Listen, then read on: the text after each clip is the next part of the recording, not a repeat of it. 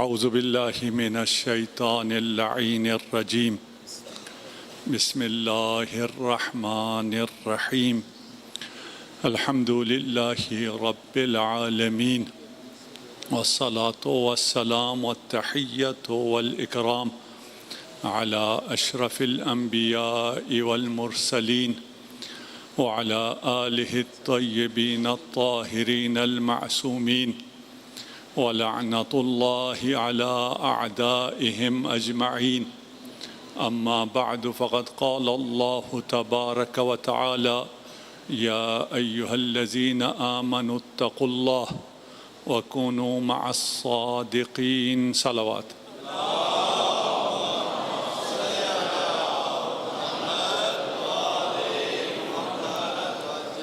الحمدللہ خدا نے ہمیں یہ توفیق عنایت فرمائی ہے کہ ہم ہر سال محرم کے آتے ہی فرش عزا سجا لیتے ہیں۔ کچھ لوگوں کو یہ بات ہضم نہیں ہوتی تھی کہ ہزاروں سال پہلے ایک واقعہ ہو گیا، آپ کب تک روئیں گے، آپ کب تک مجالس کریں گے، ان مجالس کا فائدہ کیا ہے؟ شاید اب بھی کچھ لوگوں کو اس کا اندازہ نہ ہو کہ ان مجالس کا فائدہ آج دنیا نے دیکھ لیا ہے۔ جب سارا عالم کفر، یہ جنگ احزاب تھی، تمام احزاب، تمام کفار اور تمام کفار کے سہولت کار ایک طرف جمع تھے اور ان کے پاس ہر قسم کا اسلحہ تھا اور ایک نہتہ ملک تھا۔ اگر اس نے شکست دی جنگ میں تو کربلا کی وجہ سے، اگر اس نے شکست دی مذاکرات میں تو بھی کربلا کی وجہ سے۔ اب ہمیں کم از کم سمجھ میں آنا چاہیے اس فرش عزا پر آنے سے ملتا کیا ہے، اور یہ اللہم صل علی محمد وآل محمد۔ یہ اب شیعہ سنی سے بالاتر باتیں ہیں، یہ سیاسی وابستگیوں سے بھی بالاتر باتیں ہیں، یہ کل ایمان کا کل کفر کے ساتھ مقابلہ تھا۔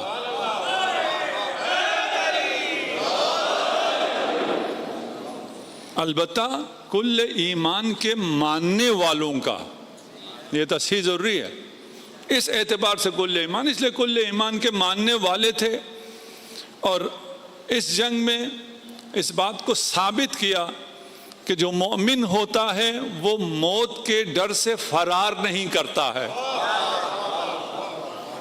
اگرچہ فرار کرنے والوں کو بھی موت آ جاتی ہے، شاید انہیں جلدی آ جاتی ہے۔ تو اس عشرے میں جس موضوع پہ ہم بات کرنے جا رہے ہیں وہ انتہائی آسان بھی ہے اور بہت مشکل بھی۔ سمجھنا آسان ہے، اس پہ عمل پیرا ہونا مشکل ہے۔ اب آپ کا مرضی ہے، آپ کے آسان سائٹ کو لے لیں یا مشکل سائٹ کو لے لیں۔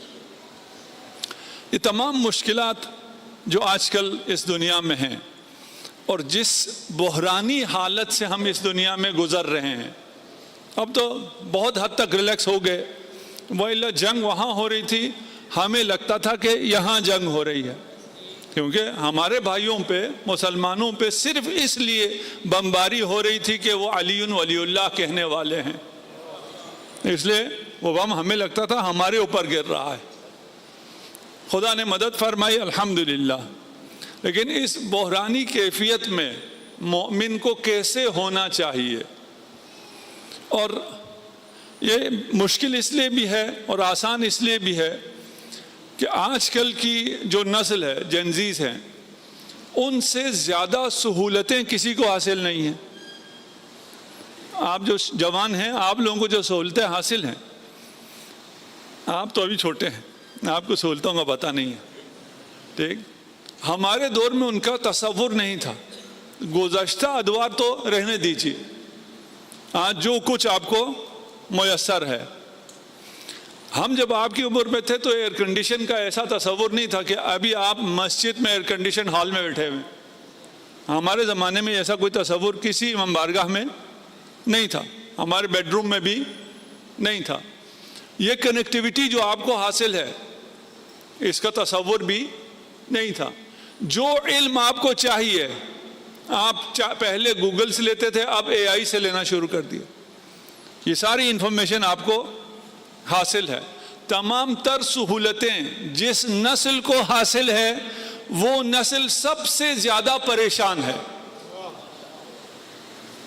وہ نسل سب سے زیادہ بے سکون ہے.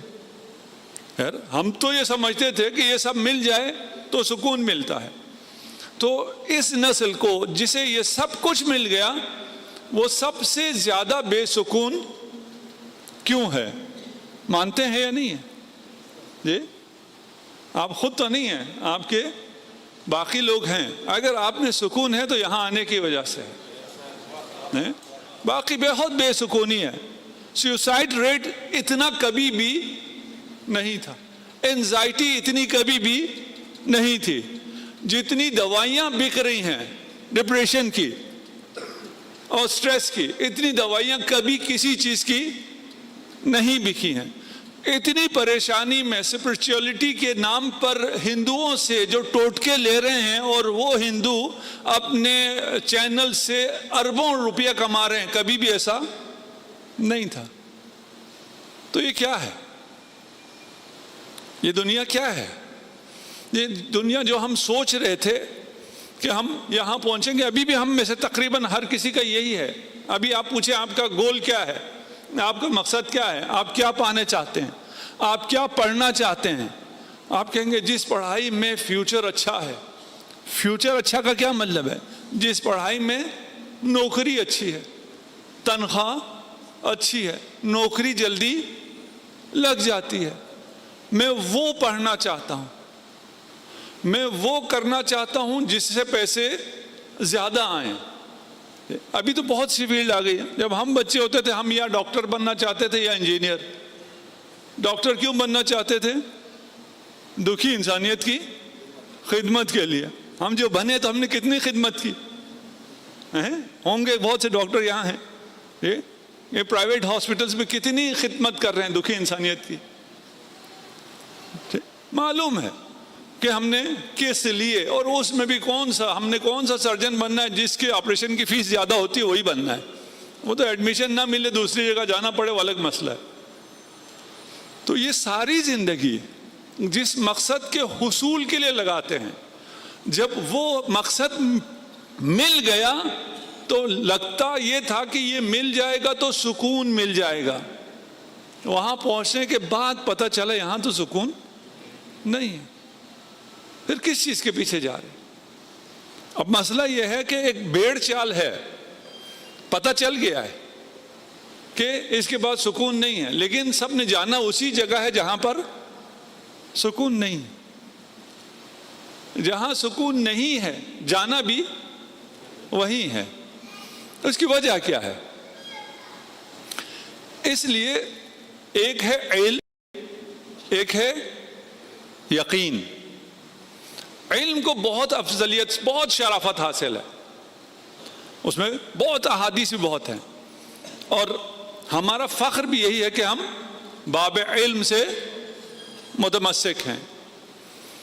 علم ہے جاننا, یقین علم سے بڑھ کر ہے, علم سے آگے ہے.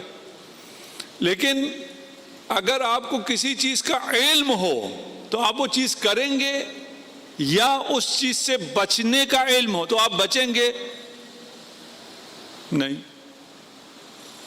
آپ کو علم ہے, خدا دیکھ رہا ہے, ہم میں سب کو علم ہے, خدا دیکھ رہا ہے, اس کے باوجود گناہ کبھی کبھار کر لیتے ہیں. بھئی علم ہے یا نہیں؟ علم ہے. اگر علم ہے تو گناہ کیوں؟ گناہ سے روکنے کے لیے علم کافی نہیں ہے. کچھ لوگوں کو علم روک دیتا ہے. علم کیوں روکتا ہے ابھی یہ دور پہ پہنچتے ہیں. یقین اگر ہو تو یقین اگر آیا ہمیں گناہ سے روکتا ہے. جی یقین، کچھ گردنیں ہل رہی ہیں کہ یقین ہمیں گناہ سے روکتا ہے. شیطان کو یقین تھا یا نہیں تھا؟ شیطان کو ہر چیز کا یقین تھا. کوئی ایسی چیز ہے ہی نہیں جس کو شیطان کا یقین نہ ہو. نہ علم روکتا ہے اور نہ ہی یقین. وَجَحَدُوا بِهَا وَاسْتَيْقَنَتْهَا أَنفُسَهُمْ. انہوں نے انکار کیا. انکار کرنے والے بہت ہیں، ہر چیز کا انکار کرنے والے. آیات الہی کا انکار کیا. یہ آیت تو آیات الہی کے لیے کری. انہوں نے انکار کیا جبکہ ان کے دل مطمئن تھے اور انہیں یقین حاصل تھا. اکثر کہتے ہیں نا کہ اگر غدیر میں علی کی ولایت کا اعلان ہو گیا ہو تو انکار کیسے کر سکتے ہیں؟ وجحدوا، انکار کیا. رسول سے سنا بھی تھا، اس پہ یقین بھی تھا. کیوں؟ ظلماً وعلوا. میں جب بھی اس قسم کی آیت پڑھتا ہوں میں دوسروں کے لیے نہیں پڑھتا، میں اپنے لیے پڑھتا ہوں. مجھے سب سے پہلے اپنے سے کام ہے. آپ اسے خود غرض کہیں، جو مرضی کہیں. میں کہتا ہوں خدا نہ کرے کہ میں ان میں سے ہوں. اپنے آپ کو تو سیکیور کرو نا پہلے، دوسروں کی باری بعد میں آئے گی. یقین، علم اور یقین ہونے کے باوجود کیوں انکار کرتے ہیں؟ ظلم کرتے ہیں اور انہیں غرور ہوتا ہے، ان کا تکبر. رسول کا جنہوں نے انکار کیا، جانتے تھے، علم تھا، یقین تھا، اس کے باوجود رسول کا انکار کیوں کیا؟ یہ عبداللہ کا یتیم کیوں رسول ہو گیا؟ اگر کوئی سردار رسول ہوتا تو ہم مان لیتے. اس سیرت میں موجود ہے نا، میں صرف اشارے کر رہا ہوں. علم تھا، یقین تھا، امامت کا کیوں انکار کیا؟ ہمیں یہ برداشت نہیں ہے کہ رسالت اور امامت دونوں بنی ہاشم میں جمع ہو جائے. وہ ان کا علو تھا، ان کا غرور تھا. ہمارا غرور اور جگہوں پہ ہوتا ہے. ہمیں غرور ہوتا ہے میں اس مولوی سے پوچھوں، میں فلاں رینک کا آفیسر، اس مولوی سے پوچھوں. نہیں پوچھو گے تو کہاں جاؤ گے؟ آپ جس مرضی رینک کے آفیسر ہیں. آج کل ایک اور چیز اور چلی ہوئی ہے، بڑا فیشن چلا ہوا ہے، میں صرف مسلمان ہوں. آپ میں بھی ہیں کوئی جو صرف مسلمان ہیں اور فخر بھی کرتے ہیں، قرآن نہیں پڑھتے. قل لم تؤمنوا، کہو ایمان نہیں لائے ہو. ولیکن قولوا اسلمنا، کہو ہم تو صرف مسلمان ہیں. مسلمان ہونا انٹری لیول ہے. کہو صرف ہم داخل ہوئے ہیں، صرف کلمہ پڑھا ہے، صرف لا الہ الا اللہ کہا ہے، مسلمانوں میں شامل ہو. وہ نہ کہو کہ ہم مومن ہیں، ہم ایمان لائے ہیں. ایمان ابھی تمہارے دلوں میں داخل ہوا ہی نہیں ہے. صلوات پڑھ دیجئے محمد و آل محمد.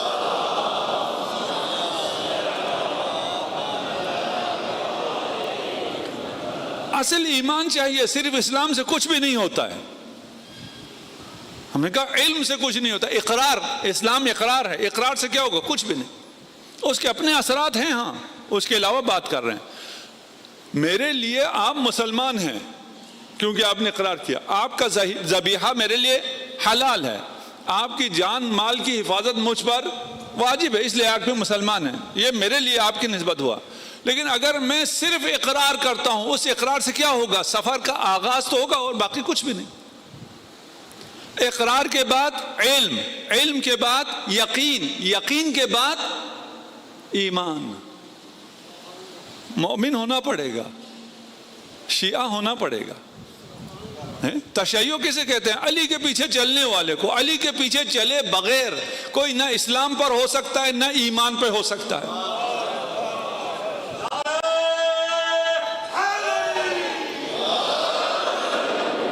ایمان کیا ہے؟ جب علم و یقین عمل کے سانچے میں ڈلے اسے ایمان کہتے ہیں. یہ نہیں ہے کہ میں مومن ہوں عمل میں کچھ بھی نہیں کرتا. آپ کیسے مومن ہو بھائی؟ ایمان سے آپ کا دور کا بھی واسطہ نہیں ہے, کوئی تکلف نہیں ہے, کوئی تعارف نہیں ہے.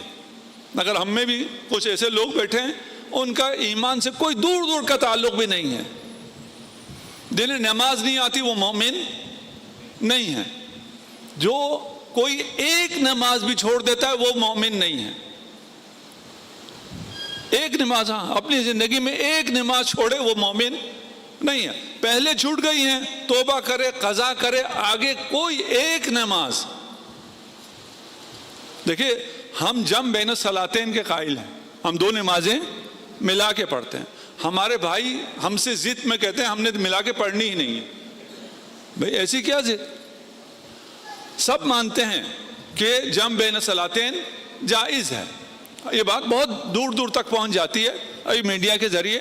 سب سے کہہ رہا ہوں, سب تمام فقہ میں یہ بات مسلم ہے کہ آپ دو نمازیں ملا کر پڑھ سکتے ہیں.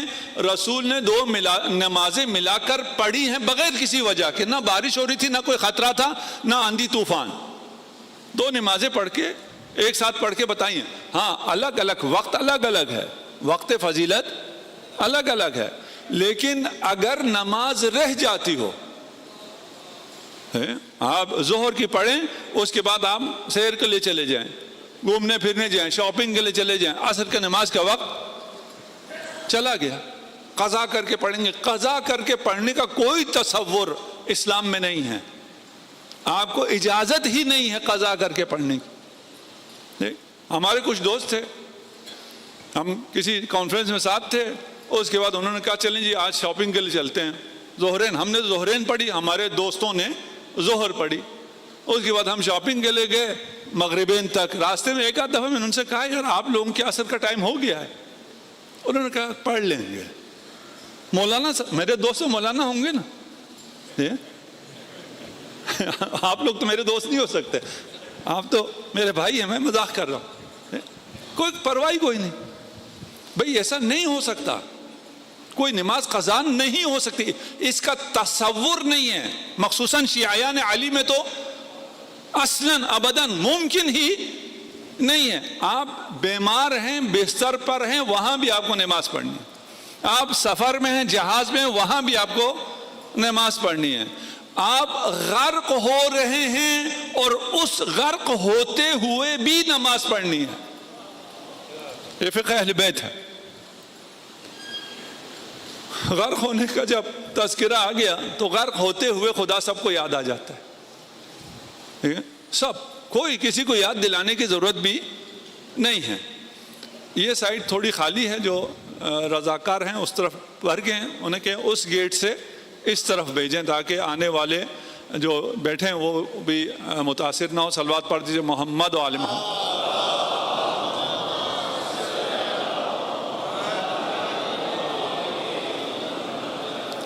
اچھا, ہم اس عشرے میں کوشش کریں گے اگر کر سکے, ہم نے رب پر گفتگو کرنی ہے, ربوبیت پر. ایک مولانا کل آئے تھے, کہا آپ کے عشرے کا موضوع کیا ہے؟ میں نے کہا رب. اس پہ کون عشرہ پڑھ سکتا ہے؟ اس میں کیا ہے؟ سب کچھ تو رب میں ہے. میں نے کہا رب کے عنوان سے نہیں پڑھ رہا, اپنے حساب سے پڑھ رہا ہوں. ہمیں رب سے کیا حاصل ہو سکتا ہے؟ رب کیا ہے یہ میرے بس کی بات بھی نہیں ہے ادھر دیکھ سکوں. ہمارے مشکلات کا حل رب کو ماننے میں ہے, رب کو سمجھنے میں ہے. اور یہ ہم سب کو پتا ہے, ہم سب سے مراد ہر انسان کو پتا ہے. کوئی انسان اس روئے زمین پہ نہیں ہے جسے اس بات کا علم نہ ہو کہ اس کی تمام مشکلات کا حل رب میں ہے. اور رب صرف خدا ہے. اس پہ کبھی آئیں گے اور وقت ملا تو بات کریں گے کہ رب صرف خدا ہے, کوئی اور رب ہو ہی نہیں سکتا. ائمہ نے جس بات کی تاکید کی ہے, یہ تاکید کی ہے کہ ہمیں ربوبیت سے نیچے رکھو, ہمیں رب نہ کہو, اس سے نیچے رکھو. اس کے بعد جو کچھ کہہ سکتے ہو, تم نے جو کچھ کہا, جتنا بھی آپ بلند کریں وہ کم کہا ہے.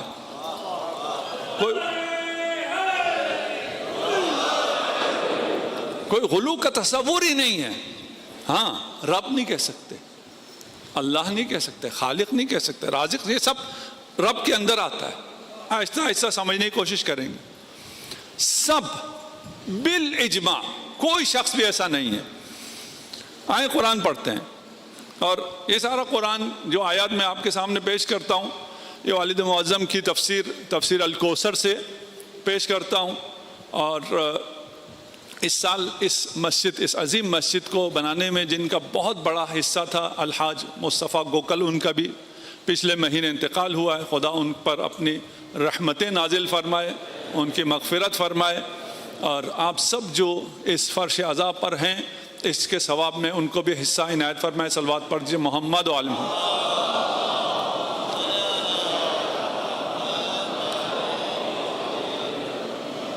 تو تفسیر کی جو خوبیاں ہیں وہ والد معظم کی طرف سے, اگر کوئی خطا وغیرہ ہوتی ہے تو وہ میری طرف سے. هو الذی یسیرکم فی البر والبحر, خدا وہ ہے جو آپ کو سیر کراتا ہے بر خشکی, بحر دریا سمندر. آپ خشکی پہ چلیں یا بحر میں چلیں, آپ نہیں چل رہے ہوتے, وہ چلا رہا ہوتا ہے. اور رب, ہم اگر آہستہ آہستہ سمجھنے کی کوشش کریں گے رب کو. اچھا ایک بات اور میں کہہ دوں, جو آ جائیں کل نہ آئیں ان کا میں ذمہ دار نہیں ہوں.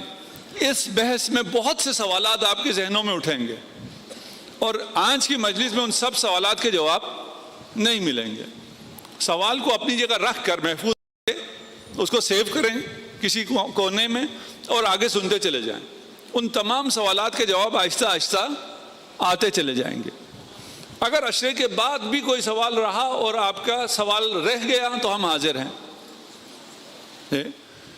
هو الذی یسیرکم فی البر والبحر, آپ کو چلانے والا وہ ہے, آپ کا رب وہ ہے, آپ کو پالنے والا وہ ہے, آپ کو ہدایت دینے والا وہ ہے, آپ کی تربیت کرنے والا وہ ہے, آپ کی حفاظت کرنے والا وہ ہے, آپ کا رازق وہ ہے, آپ کا خالق وہ ہے. آپ کیا ہو؟ کچھ بھی نہیں. اگر آپ کی بچوں کے لیے, تاکہ ان کو سمجھانے کے لیے, مثال غلط ہے. آپ ایک کیریکٹر ہے آپ کا, اور وہ آپ کا ڈائریکٹر ہے. آپ نے وہ کیریکٹر کرنا ہے جو ڈائریکٹر نے لکھا ہے. اگر آپ کسی فلم میں ہو تو ہر کسی کو کون سا کیریکٹر چاہیے؟ ہیرو کا. اب اس سے آگے میں ممبر بھی نہیں کہہ سکتا کیوں آپ کو ہیرو کا کیریکٹر چاہیے. اور اگر آپ کو کہیں جناب علی آپ دربان بن جائیں, نیزہ لے کے کھڑے ہو جائیں, آپ کہیں گے یہ کیریکٹر مجھے نہیں چاہیے. کوئی غریب ہوگا اس کو کہیں گے 4 پیسے ملتے ہیں وہ کھڑا ہو جائے گا. یہ جو اب فلم کہنا غلط ہے, میں نے پہلے کہا یہ میری مثالیں ساری غلط ہیں, لیکن جوانوں کو سمجھانے کے لیے تاکہ ان کو نزدیک لاؤں. اگر کوئی بعد میں اس پہ اعتراض کریں یہ مثال غلط ہے, میں پہلے کہہ رہا ہوں یہ مثال غلط ہے. اس فلم میں, آپ کی زندگی کی فلم میں, خدا نے آپ کو جو کیریکٹر دیا ہے وہ کم سے کم ہی کیوں نہ ہو, اس کو اگر آپ اچھی طرح انجام دیں تو وہ ہیرو کے کیریکٹر سے بھی زیادہ قیمتی ہو جاتا ہے. یہاں اس میں دیکھیں خدا کیسا ڈائریکٹر ہے. ضربت علی یوم الخندق افضل من عبادت الثقلین. اب اس میں کتنا زور لگا ہوگا علی کا؟ بہت زور لگا ہے. کوئی زور تو لگا ہی نہیں. علی صرف ایک ہی وار کرتے تھے, دوسرا وار کرنے کی ضرورت ہی نہیں پڑتی تھی. یا افقی کاٹتے تھے یا عمودی کاٹ دیتے تھے جو سامنے آتا تھا.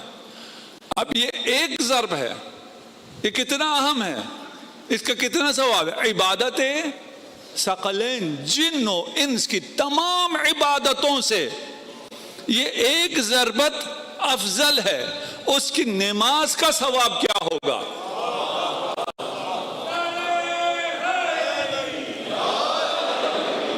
اس کے روزے کا, اس کے صدقہ دینے کا, اس کے رسول کی نصرت کا, رسول کی حفاظت کا, اندازہ لگاتے چلے جائیں. پھر کیا کوئی کیسے کہہ سکتا ہے علی کا کسی اور سے مقایسہ کیا ہے؟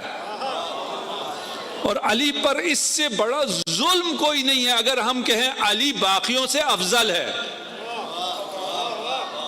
بھائی باقی کیا ہیں؟ جو علی افضل ہو، کس سے افضل ہے؟ کوئی مقایسہ ہی نہیں ہے.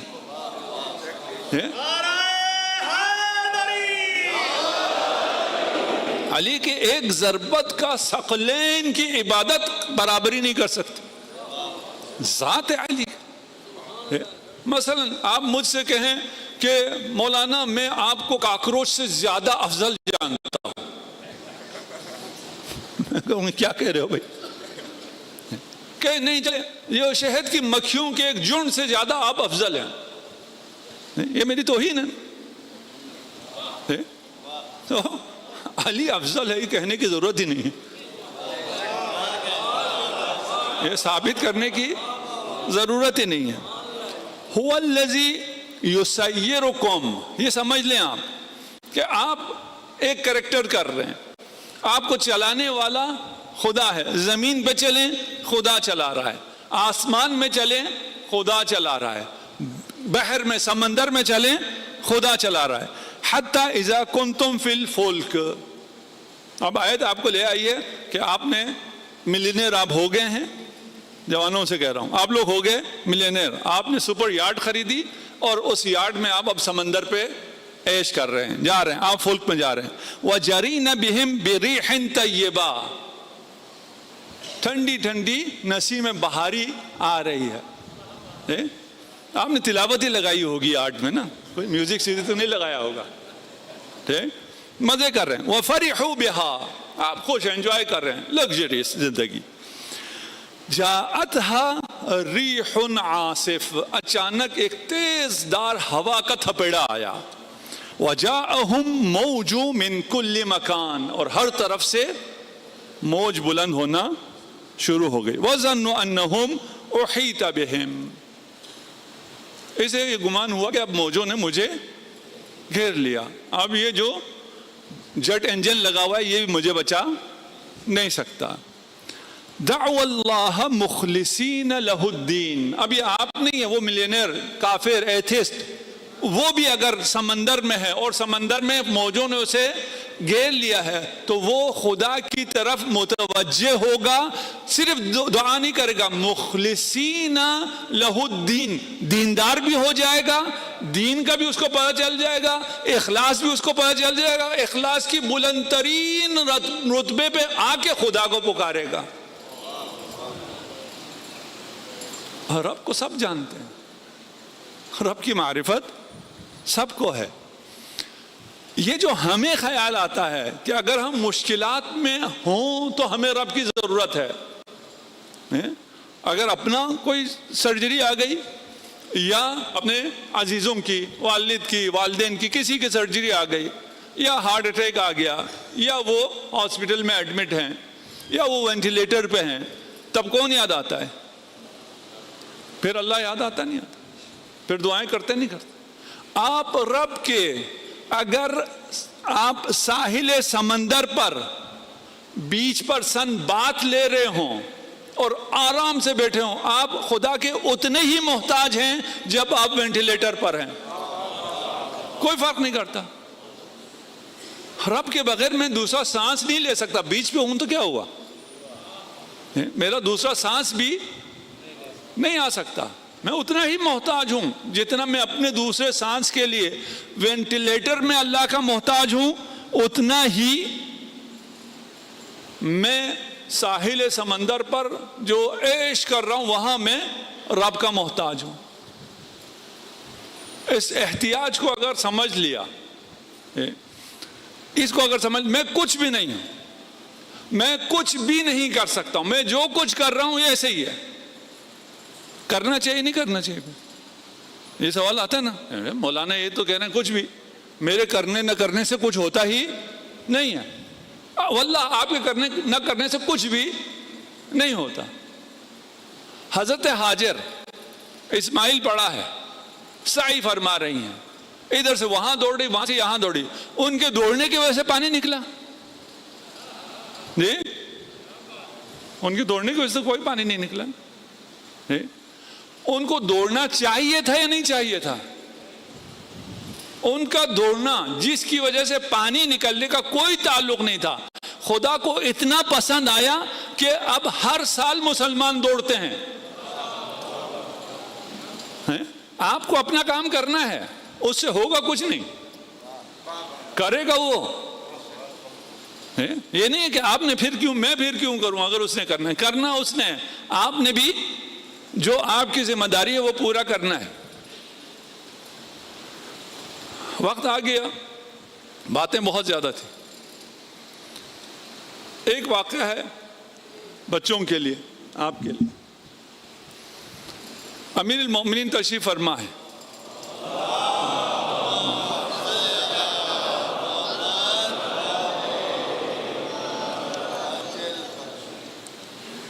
امام بھی ساتھ بیٹھے ہیں۔ ایک سائل آیا، اس نے سوال کیا، امام نے امام حسن مجتبیٰ سے فرمایا گھر جاؤ، گھر میں 6 درہم پڑے ہیں، 1 درہم اٹھا لاؤ۔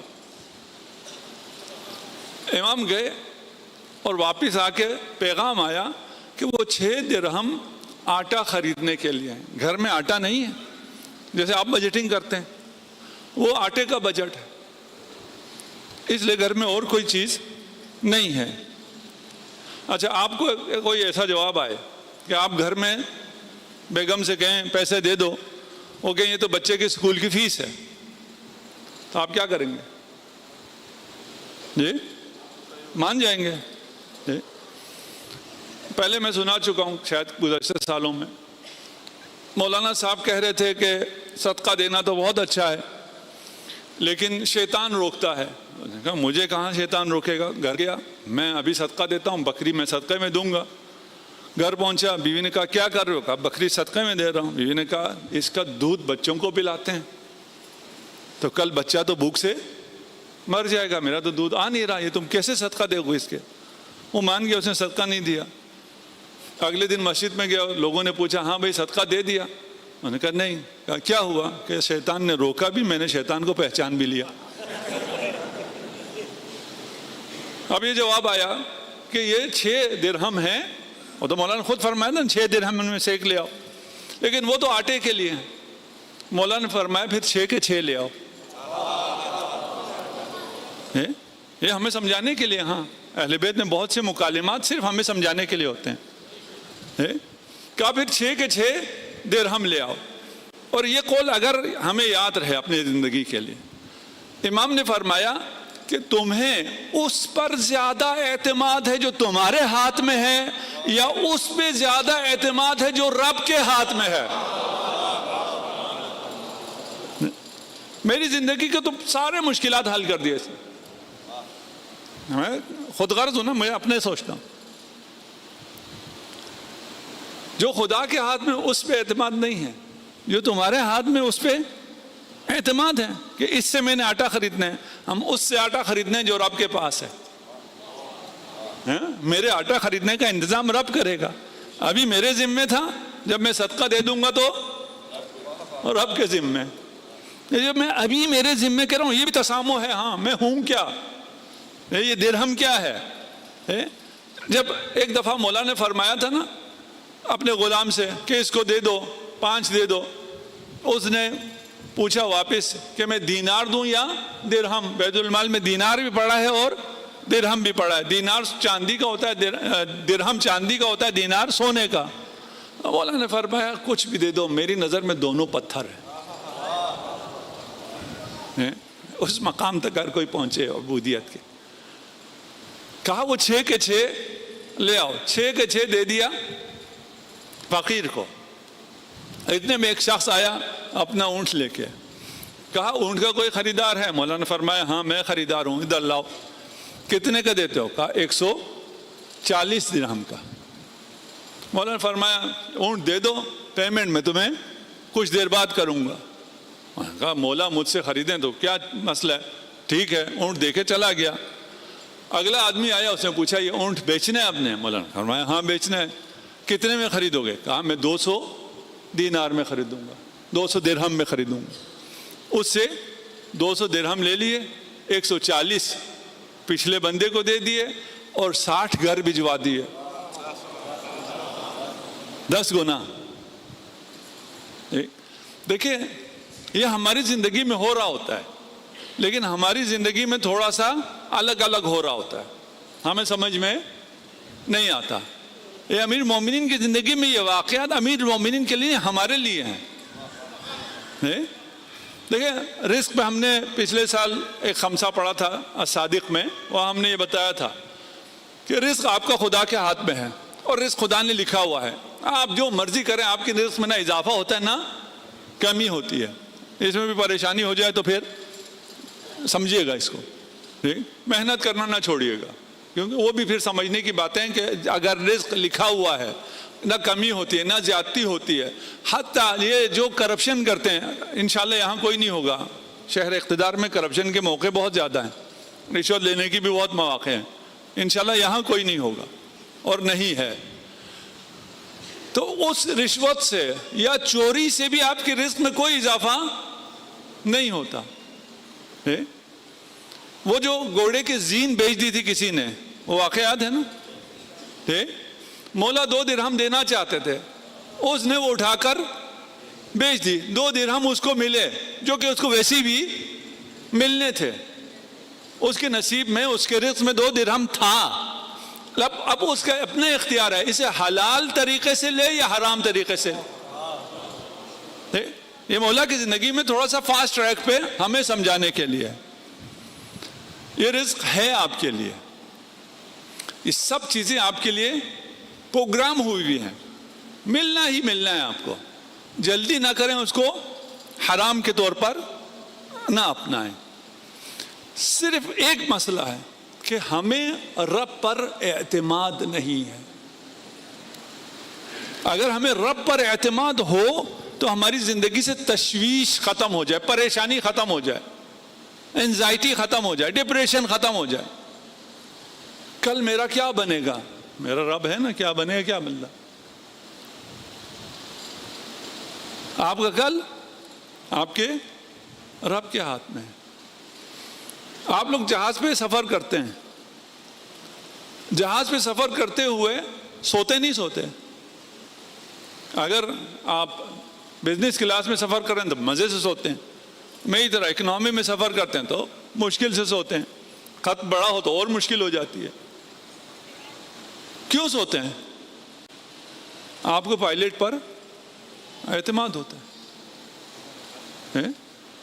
آپ نے کچھ بزرگوں کو دیکھا ہوگا, ڈرائیور گاڑی چلا رہا ہوتا ہے, اس سے زیادہ یہ خود پریشان رہتے ہیں, بریک مارو, ادھر دیکھو, دائیں بائیں. کچھ ہوتے ہیں نا جنہیں اعتماد نہیں ہوتا. ہم بھی ایک سفر پہ جا رہے تھے, ڈرائیور بیچارہ گاڑی چلا رہا تھا, ایک صاحب اس کو بہت ڈانٹ رہے تھے, یوں کرو یہ کرو, ادھر کیوں, پہاڑ تھا. تھوڑی دیر بعد میں نے اس سے کہا یار مجھے دے دو, میں نے ڈرائیو کرنا شروع کیا. تو انہوں نے کہا آپ بھی تو ایسے ہی ڈرائیو کر رہے ہیں جیسے یہ کر رہا تھا. میں نے کہا پہاڑی راستے میں ہوگا تو یہی, آپ اس غریب کو ڈانٹ رہے تھے, مجھے ڈانٹ نہیں سکتے. میں ڈرائیونگ سیٹ پہ صرف اس لیے آ گیا ہوں. اگر ڈرائیور پہ اعتماد ہے تو آپ سو جاتے ہیں. آپ لوگ ادھر سے بیٹھ کے لاہور بس میں جاتے ہیں, ڈرائیور کو آپ کو پتہ بھی نہیں ہوتا, آپ سو جاتے ہیں. آپ سرجن کو زیادہ جانتے بھی نہیں ہے, ایسی نام سنا ہوا ہے فلاں سرجن, اپنے آپ کو بے ہوش کر کے, کپڑے بھی اتار کے, آپ کے جسم میں بہت قیمتی آرگنز ہیں, آپ خود بہت قیمتی ہیں, اپنے آپ کو اس کے حوالے کر دیتے ہیں. کیوں؟ اعتماد ہے. یہ ریسٹورنٹ میں جا کے پتہ نہیں کہاں کہاں کھانا کھاتے ہیں, وہ کھانا آلودہ بھی ہو سکتا ہے, مزے کا بھی نہیں ہو سکتا, آپ اس کو سب چیک کرتے ہیں. نہیں, شیف پہ اعتماد ہے. اگر اعتماد نہیں ہے تو کس پہ؟ رب پہ.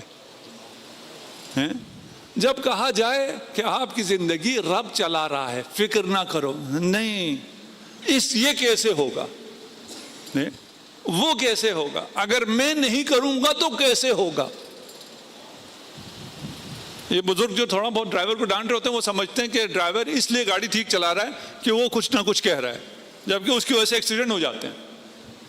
آپ میں سے کسی کو اگر یہ عادت ہے تو چھوڑ دیں.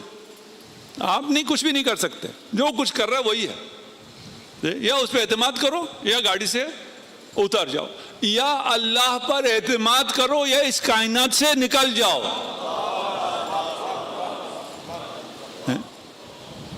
اگر اللہ پر, رب پر اعتماد آ جائے, دیکھیں میں ایک اللہ کہہ رہا ہوں, ایک رب کہہ رہا ہوں.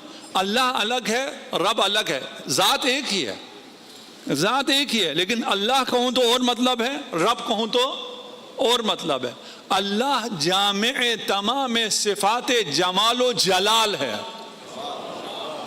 اللہ. رب اس میں صرف رحمت کا پہلو ہے. رب پالنہار ہے, آپ کی تربیت کرنے والا ہے, آپ کو دیکھنے والا ہے, آپ کی پرورش کرنے والا ہے, آپ کو رزق دینے والا ہے, آپ کو بچانے والا ہے, آپ کو ہدایت دینے والا ہے. یہ رب ہے. رب منتقم نہیں ہے, انتقام لینے والا اللہ ہے. اس لیے اگر میں اللہ کہوں اور ہے اور رب کہوں اور ہے. ان آگے 9 راتیں ہیں اور ایک رات تو اسی مقدماتی گفتگو میں نکل گئی. تھوڑا بہت آپ خود بھی سرچ کریں, ریسرچ کریں, دیکھ کے آئیں, پڑھ کے آئیں, اور سوالات اپنے تھوڑے محفوظ رکھیں, اور ساتھ ساتھ اگر ہم جب نکلتے ہیں تب سوالات کریں تو بھی کوئی حرج نہیں ہے. جو ہمارا خیال ہے, جو سوال اٹھ سکتے ہیں ان سب کو ہم کوشش کریں گے کہ جواب دیں. ہماری ساری زندگی پروردگار کے ہاتھ میں لکھا ہوا ہے. ہماری موت کب آنی ہے یہ سب کو پتا ہے. موت کب آنی ہے اس کا تو سب کو پتا ہے. موت جب آنی ہے تو آ کر رہے گی, اس سے فرار ممکن نہیں ہے, یہ تو ہمیں پتا ہے. پھر بھی ہم موت سے فرار کی کوشش کرتے ہیں, فرار کی کوشش کرتے ہیں. ہم وہ موت سے فرار کی کوشش نہیں کر رہے ہوتے, وہ ہمیں حکم ہوتا ہے اگر مریض ہو جاؤ تو علاج کرو. اذا مرضت فهو یشفین. دیکھیں مرض بھی خدا کی طرف سے ہے, شفا بھی خدا کی طرف سے ہے, لیکن ادب کیا ہے, مریض میں خود ہوا ہوں, شفا وہ دیتا ہے. یہ ادب ہے, شفا وہ دیتا ہے, اس کی کوشش کرنی چاہیے. مجھے تو نہیں پتا نا کہ میری موت کب لکھی ہوئی ہے, مجھے تو اس کا پتا نہیں ہے. حضرت سلیمان بیٹھے ہوئے تھے, ایک شخص آیا, بہت خوبرو, بہت خوبصورت, وہ پتہ نہیں عابد ہوگا, زاہد ہوگا, کیا ہوگا, اس کی بھی آنکھیں دیکھنے والی آنکھیں تھیں. اس نے پہچان لیا یہ ملک الموت ہے, جو ایک خوبرو جوان کی شکل میں آیا ہے. وہ حضرت سلیمان کے پاس آیا, کہا آپ کے پاس تو بہت طاقت ہے, آپ کا ہواؤں پہ بھی حکومت ہے, آپ ہوا کو حکم دیں کہ مجھے اتنی دور کوئی کسی جگہ لے جائے کہ میں اس ملک الموت سے اور موت سے دور چلا جاؤں. حضرت سلیمان نے کہا کہ ایسی قدرت تو میرے پاس نہیں ہے, کل نفس ذائقۃ الموت, موت تو سب کو آنی ہے.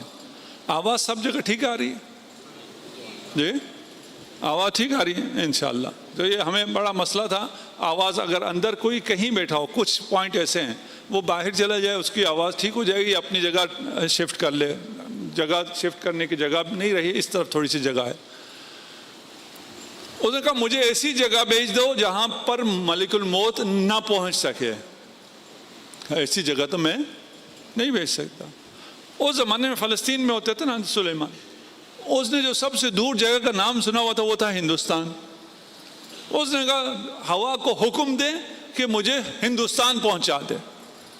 سلیمان نے ہوا کو حکم دیا اور وہ ہندوستان پہنچا دیا اس کو ہوا نے. ملک الموت مسکرایا, کہتا ہے مجھے خدا نے حکم دیا تھا کہ اس کی جان ہندوستان میں لینی ہے, میں نے دیکھا یہ تو یہاں بیٹھا ہے, میں سوچ رہا تھا یہ حکم مجھے کیسے آیا ہے کہ اس کو ہندوستان جاتے جاتے تو ٹائم لگے گا, اس کی موت ہے آج اور مکان ہے ہندوستان, بیٹھا ہوا ہے آپ کے پاس. وہ خود درخواست کر کے اس نے اپنے آپ کو ہندوستان پہنچا دی. موت نے تو آنا ہی آنا ہے. آپ کی زندگی کی ہر چیز اللہ نے کرنی ہے.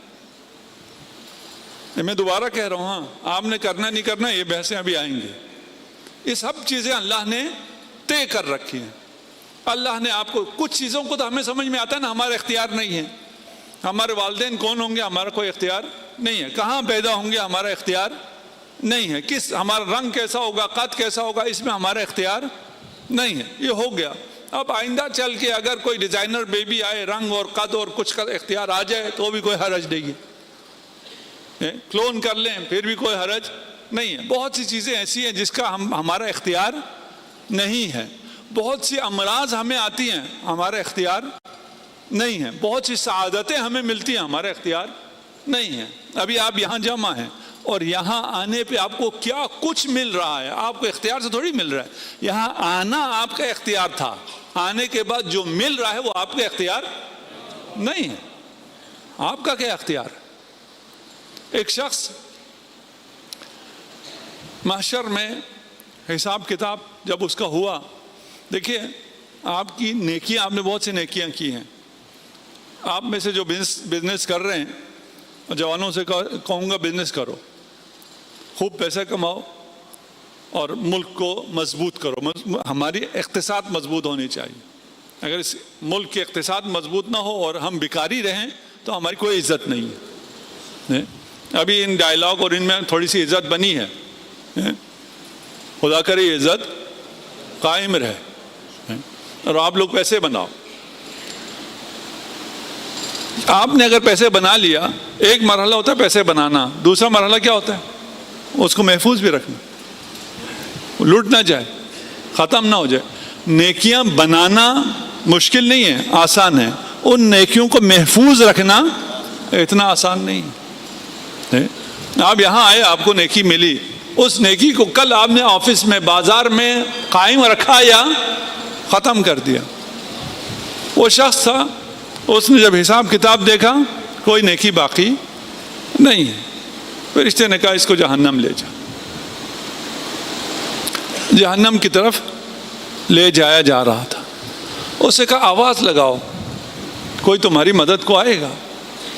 اس نے آواز لگائی، کوئی مدد کو بھی نہیں آیا. وہ جہنم کی طرف جا رہے. رسول خدا نے ایک خاک ام سلمہ کے حوالے کیا تھا، فرمایا تھا ام سلمہ جب یہ خاک خون میں تبدیل ہو جائے سمجھ لینا میرا حسین مارا گیا. حسین نے فرمایا اماں آپ تو جاتی ہیں، شاء اللہ یرانی قتیلا، اللہ چاہتا ہے میں جام شہادت نوش فرماؤں. کہا پھر بیویوں کو کیوں لے کے جا رہے ہو؟ کہا شاء اللہ یراہن سبایا، اللہ کی مشیت ہے مخدرات عصمت اسیر کیے جائے. اجرکم علی اللہ. اب ماں کے لیے کتنا سخت ہے، بیٹا چلا گیا، ہر روز شیشی کی طرف نگاہ کرتی ہیں، جانتی ہیں مشیت خداوندی ہے، شہادت ہونی ہے، لیکن پھر بھی دست بے دعا ہوتی ہیں، مصلی پہ عبادت کرتی ہیں، خدایا میرے حسین کی حفاظت فرما. ایک دن جب آرام فرما رہی تھی، خواب میں دیکھا رسول خدا پریشان حال ہے، زلف بکھرے ہوئے ہیں، محاسن میں مٹی ہے. پوچھا یا رسول اللہ کبھی اس حالت میں آپ کو نہ دیکھا. فرمایا کربلا سے آ رہا ہوں، حسین کربلا میں اجرکم علی اللہ. جب ام سلمہ بیدار ہوئی، دیکھا خاک خون میں تبدیل ہو گیا. یہ رسول کا انتظام تھا. آج جب کربلا میں حسین شہید ہو، اسی وقت مدینے میں عزاداری ہو. ام سلمہ نکلی، یا حسین.